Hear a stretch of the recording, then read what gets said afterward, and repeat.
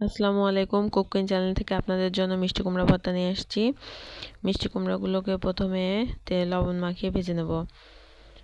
এই যে কাঁচা একটু পানি ভাব ছিল, এই জন্য তেল ছিটকাচ্ছে। একটু বেশি ডিপ ফ্রাই করে নেব।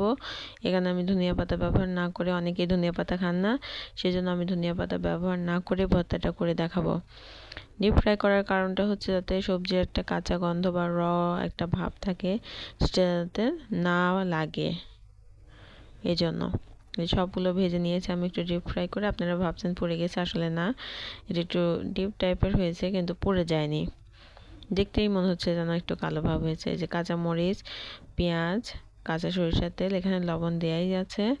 আপনারা ভর্তাটা টেস্ট করে পরিমাণ মতো লবণ দিতে পারেন পরে, যারা বেশি লবণ খান। এখানে আমার প্রয়োজন নেই, তাই আমি লবণটা দিইনি। আপনারা লবণটা দিয়ে নেবেন যদি প্রয়োজন হয় আপনাদের। লাইক কমেন্ট করতে ভুলবেন না আমার এই চ্যানেলটিতে। আর এই যে হয়ে গেছে আমার মিষ্টি কুমড়ার ভর্তা। অবশ্যই আপনারা ফলো করবেন, কমেন্ট করবেন। আসসালামু আলাইকুম।